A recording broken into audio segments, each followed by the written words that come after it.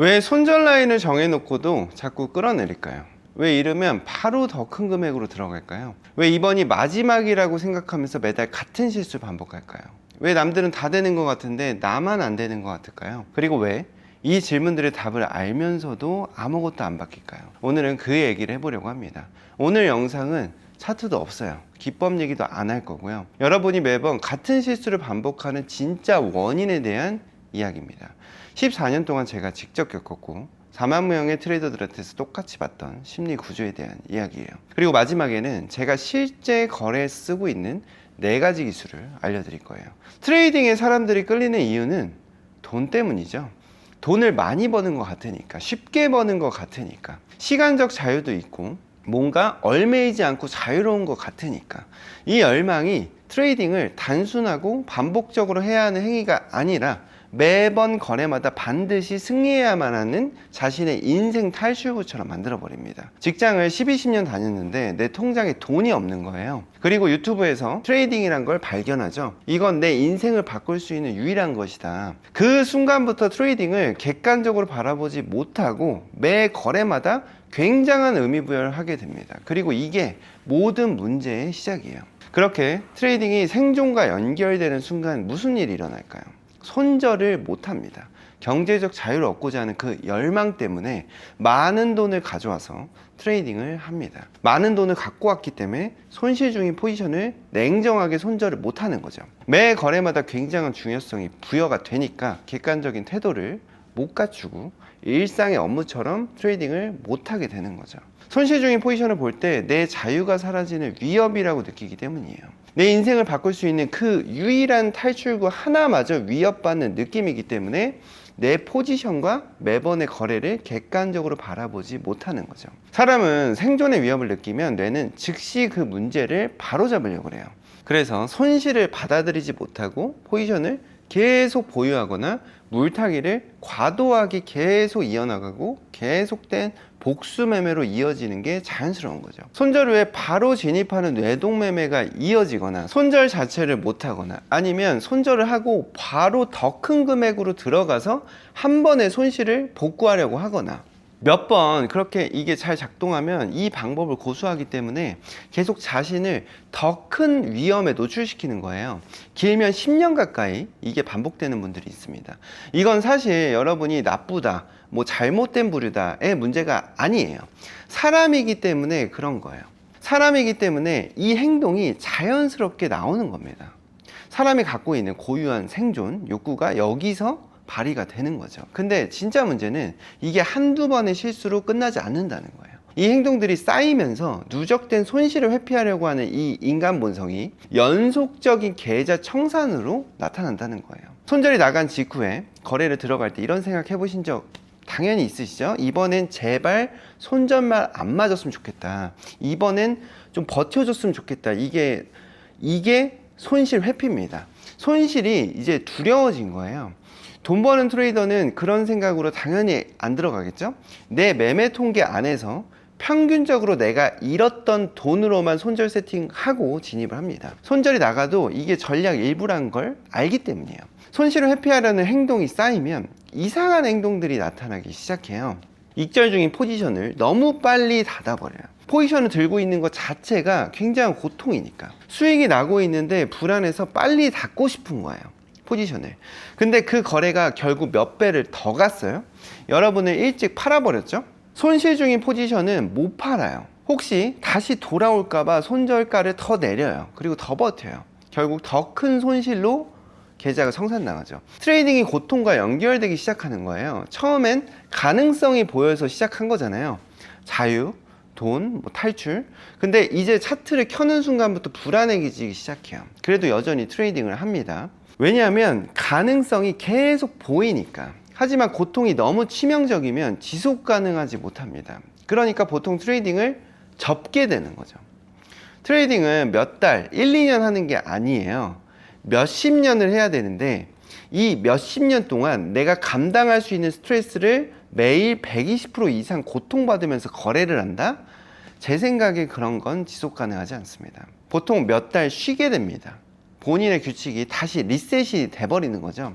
변화한 시장을 다시 따라잡을 수가 없게 되는 거예요. 저도 이 고통을 똑같이 겪었어요. 저도 지금도 마찬가지고요. 저는 손절하고 나서는 1시간은 거래하지 않는다는 저만의 규칙이 있어요. 근데 이걸 위배하고 여전히 바로 포지션을 잡기도 합니다. 그것도 금요일에 오버나잇을 해서 월요일에 갭락으로 두들겨 맞은 적이 한 번이 아니라 여러 번이에요. 제가 이미 정한 규칙들이고 심지어 저는 이걸로 돈을 버는 규칙들인데 그걸 완전히 역행해버리는 순간이 저한테도 있어요. 초보자 때는 이틀에 한 번, 3일에 한 번, 지금은 분기에 한 번, 내가 금붕어인가 싶을 정도로 같은 실수를 계속 반복했어요. 그런 순간들에는 일상이 보통 무너집니다. 저는 지금도 사실 수면보조제 같은 걸 먹고 자요. 너무 오랫동안 섭취했기 때문에 안 먹으면 잠이 안 오고요. 지금도 분기에 한 번씩은 그런 거래 실수가 나오기 때문에 그런 거래 실수가 나올 때마다 눈 뜬 채로 새벽을 지새는 경우가 지금도 있습니다. 초보자 때는 이것 때문에 몸무게가 20kg 가까이 빠졌어요. 이게 저만의 얘기는 사실 아니죠. 아무리 오래 해도 아무리 많이 벌어도 이 본성은 계속 튀어나와요. 사람이기 때문에 그래요. 그래서 뇌동매매를 한다거나 매매법을 찾으러 다닌다거나 이런 사람들을 저는 비난하고 싶은 마음은 사실 전혀 없어요. 그게 너무도 당연한 인간 본성이기 때문에 전 그걸 알기 때문에 거래 초기에는 내가 시장에서 얼마의 자금을 가지고 얼마를 만들었어 이런 인정받고자 하는 욕구가 많이 강합니다. 저도 그랬고 배우자한테 또 주변 사람들한테 증명하고 싶고 그래요. 보통 이런 것 때문에 매매 실수가 계속 나오는 거죠. 그리고 빨리 벌고자 하는 욕구가 굉장히 강한 상태이기 때문에 손절을 보통 못합니다. 이게 지금 여러분 얘기라면 한 가지 제가 드리고 싶은 말씀이 있어요. 이거는 고칠 수가 있습니다. 완벽하게 없애는 건 아니에요. 하지만 충분히 통제할 수 있어요. 그 통제가 시작되는 첫 번째 지점은 프레임을 바꾸는 거예요. 저는 이 과정을 겪고 있는 분들한테 꼭 이 얘기를 하고 싶었어요. 트레이딩을 특별하게 보지 마세요. 많은 사람들이 트레이딩이 굉장히 뭔가 신비스럽고 특별한 거라고 생각하는 경향이 있습니다. 근데 사실은 전혀 그렇지 않은데요. 굉장히 일상적인 업무 중에 하나인 것 뿐이에요. 운전 처음 배울 때 핸들을 어떻게 잡을지, 내비게이션을 언제 볼지 다 생각하잖아요. 근데 어느 정도 이게 숙달이 되면 그런 거 없이 바로 출발하죠. 트레이딩도 사실 똑같아요. 숙달되는데 시간이 필요한 거지 엄청나게 특별한 게 아닙니다. 근데 처음 운전대 잡은 사람한테 벤틀리 줘봐요. 심리적 압박감이 얼마나 크겠어요? 이게 퇴직금, 전세금 갖고 와서 트레이딩 하는 거랑 똑같은 거예요. 그 압박감 속에서는 절대 제대로 배울 수가 없습니다. 트레이딩이 굉장히 특별하다고 또 대단하다고 생각하는 순간 이 중요성이 부여되는 순간 감정이 개입되면 모든 규칙을 예외사항으로 만들어 버려요. 아, 이번 거래만 이거 하나만 이렇게 해도 돼 하는 순간 이제 계좌가 날아가 버리는 거죠. 그래서 규칙에 맞으면 들어가고 아니면 안 들어가고 그 규칙에 벗어났으면 손절을 날리고 내 규칙 안에 들어와 있는 손익비까지 왔으면 일단 익절을 하는 겁니다. 이게 사실 전부예요. 근데 이걸 알면서도 왜 못 지킬까요? 왜 매번 감정이 끼어들까요? 저도 똑같이 그랬어요. 머리로는 알고 있는데 감정이 끼어드는 거죠. 근데 지금부터 알려드릴 4가지 장치로 그 틈을 저는 완전히 없애버렸습니다. 우선 제가 얘기하고 싶은 첫 번째는요, 매매 전에 녹음을 하는 거예요. 예를 들어서 나는 오늘 반드시 몇 시부터는 차트를 볼 거다. 손절가를 절대는 더 내리지는 않을 거다. 마이너스 15% 이상 찍히면 그날은 거래 안 할 거다. 이런 식으로 내 목소리를 녹음하는 거예요. 이 말을 함으로써 자신에게 어떤 선언을 하는 거죠. 그리고 거래가 끝나고 나서 다시 들어도 굉장히 좋아요. 보통 잘 다시 듣진 않지만 거래가 끝나고 다시 들으면 더 좋습니다. 내가 이걸 위배하면 정말로 위험해질 수 있다는 걸, 그리고 내가 이익을 극대화하기 위해서 할 수 있는 그 루틴적인 행동, 이걸 녹음함으로써 그 행위를 지키게 되는 효과가 분명하게 있고, 이건 굉장히 강력한 효과가 있어요. 기록에 남는다는 걸 뇌가 알기 때문에 어느 정도 격식을 갖춘 행동을 하게 돼요. 자기 자신을 완전히 풀어놓지는 않게 되는 거죠. 이것만으로도 뇌동매매 그리고 복수매매가 좀 눈에 띄게 줄어듭니다. 두 번째로 공유하고 싶은 기술은 강제로 한 박자 씌워주는 기술인데, 손절 직후에 바로 들어가는 거래, 그게 여러분이 하는 거래 중에 가장 승률이 낮은 거래예요. 또 가장 큰 손실을 기록하는 거래이기도 합니다. 제가 이건 정확하게 얘기할 수 있어요. 거의 90%의 확률로 손절 다음 거래는 손절입니다. 제가 4만 명을 가르쳐 보면서 결론을 내린 건 가장 큰 손실은 항상 손절 직후의 연쇄 거래였어요. 아무리 좋은 진입 처리가 나온다 한들 통계적으로 지는 거래가 됩니다. 왜 그럴까요? 군대 다녀오신 분들은 바로 와닿으실 거예요. 사격장에서 총을 쐈는데 빗나가요. 그러면 바로 다시 쏘나요? 바로 다시 쏘면 절대 안 맞겠죠. 왜냐하면 0점이 안 맞은 상태로 쐈기 때문에 다음 발도 똑같이 빗나갑니다. 여기서 해야 할 건 바로 쏘는 게 아니죠.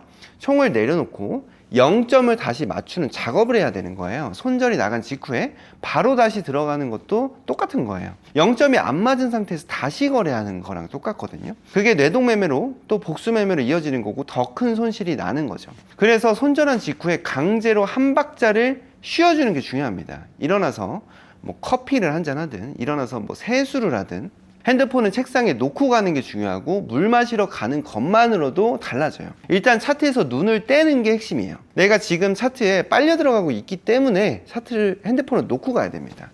산책이나 운동하고 오면 더 좋겠죠? 손절 후에 차트를 최소 1시간은 보지 않는 게 굉장히 중요합니다. 그 다음 시간봉이 바뀌고 나서 다시 차트를 한번 봐보세요. 객관성이 돌아옵니다. 세 번째인데요. 매매일지에 얼마를 벌었는지 적지 마세요. 대신 이걸 적어보세요. 내가 몇 시에 진입을 했는지, 그리고 내가 왜 들어갔는지, 그리고 뭘 확인하고 내가 팔았는지, 손절은 내가 어디에 걸었었는지, 뭘 놓쳤더니 손절이 나왔는지, 이렇게 행동을 기록하는 게 저는 매매일지에 수익금 하나 달랑 적는 것보다 한 5만 배 정도 좋다고 생각합니다. 행동을 기록하는 거예요. 수익금이 아니라. 왜냐하면 돈을 적으면 그 숫자에 집착하게 돼요. 그 숫자 이하의 수익에서는 익절을 못하게 돼요. 그리고 손절을 안 하게 돼요. 하지만 행동을 적으면 개선이 일어납니다. 좋은 습관을 기록하면 이게 복리처럼 계속 튀어나와요. 어느 순간에 이걸 강제하지 않아도 그 행동이 자연스럽게 나오는 거예요. 저는 오늘 제가 거래한 모든 거래 다 기억합니다. 물어보면 저는 바로바로 튀어나와요. 나스닥 오늘 거래했는데 오후 4시에 저점 지지 자리에서 매수 들어왔고 1시간봉 반대 방향 타점 나오면서 정리했습니다. 얼마 벌었다. 이런 게 전부예요. 이익 내는 트레이더가 되려고 하면은 여러분의 하루가 이런 식으로 만들어져야 합니다. 이게 바로 나오면 제대로 거래를 하고 있다는 그 증거예요. 그리고 주간 단위로도 거래를 정리를 해야 돼요. 다시 한번 리마인드 해야 되고, 그래서 그 행동을 정하는 게 굉장히 중요합니다. 네 번째예요. 하루에 손실 최대한도를 정해야 돼요. 쉽게 말해서 내가 얼마 이상을 잃으면 그날은 무조건 거래를 쉰다, 이런 규칙인 건데, 이 규칙이 없으면 하루만 해도 파산할 수가 있어요. 실제로 이런 분들 굉장히 많죠. 근데 이걸 정하는 순간 그 파산의 가능성이 사라집니다. 만약 하루 최대 손실을 10%로 설정했다면 열흘 연속 손실을 본다 하더라도 시드가 40%가 남아 있습니다. 산술적으로 그래요. 그러니까 이 한도만 지켜도 절대 하루 만에 파산하는 일이 안 생깁니다. 그런데 여기에 한 가지 더 구조를 씌울 수 있어요. 1억이 있으면요, 1,000만 원만 계좌에 넣어보세요. 거기에 리스크 50%를 배팅해도 전체 자산의 5% 손실이에요. 심리적으로 완전히 안정된 거래를 할 수가 있는 거죠. 근데 사람들은 보통 1억을 다 넣고 거래하죠. 그러니까 거기서 감정이 연결될 수밖에 없는 거예요. 그리고 저는 여기에 구조를 하나 더 씌웁니다. 수익이 나면 50%는 빼세요. 그러면 유보금이란 게 쌓이기 시작해요. 트레이딩도 사업처럼 현금이 들어오고 나가야 운용이 됩니다. 안 빼면 결국 다시 잃게 돼 있어요. 손실 한도를 정해서 수익금을 빼고 나면 다음날 거래가 달라집니다. 이게 한 달, 1년이 쌓이면 어떻게 될지 한번 상상해 보세요. 내가 만든 망할 수 없는 구조 안에서 돈을 벌고 있다는 증거들이 연속적으로 나올 겁니다. 객관성이 확보되는 거죠. 이걸 정말로 잘 실천하고 계신 분이 계세요. 아이가 태어난 지 2주 만에 선물 거래를 막 시작하신 분이 계신데요. 경력도 없습니다. 단타는 처음이었어요. 첫 3개월 동안 30번 넘게 청산을 당했어요. 3일에 한 번 꼴이죠. 근데 이분이 하신 게 뭔지 아세요? 나는 초보자니까 계좌를 20번 이상 날릴 수 있다. 이거를 미리 계산하고 자금을 나눠서 시작을 하신 거예요. 1000불씩, 잃으면 또 1000불, 잃으면 또 1000불. 그렇게 6개월을 이번 달만 6만 불 이상을 버셨어요. 거의 1억이죠? 결정적으로 이분은 돈을 쫓지 않았어요. 과정과 규칙을 쫓은 거죠. 수익금을 쫓으면 절대로 수익금이 쫓아오지 않습니다. 제 최고의 거래들은 제가 과도한 비중을 실었던 거래들이 절대 아니에요. 리스크 5% 이하로 제가 들어갔는데 시장이 방향이 맞으면서 길게 끌고 간 거래들, 5% 베팅으로 시드에 몇 배를 만든 거래들이 다 그랬어요. 중요성이 부여되지 않은 거래들이었던 거죠. 그거를 1, 2, 3, 4, 근거 1, 2, 3, 4가 충족됐으니까 똑같이 베팅, 이게 전부였던 거래들이었어요.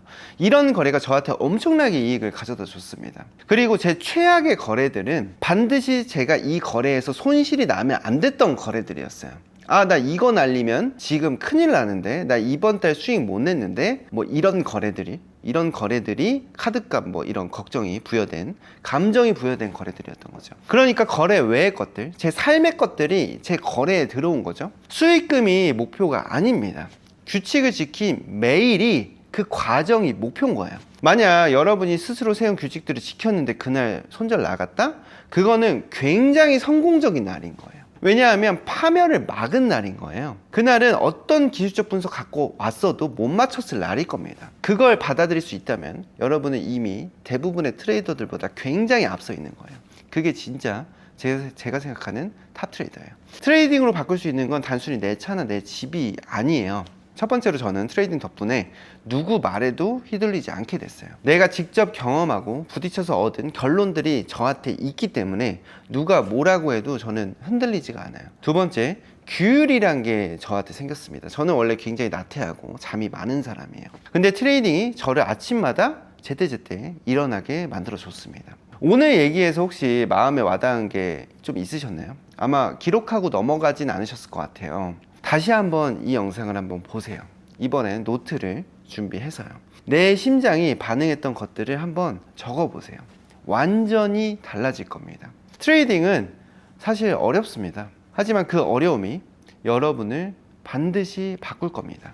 저도 그랬으니까요.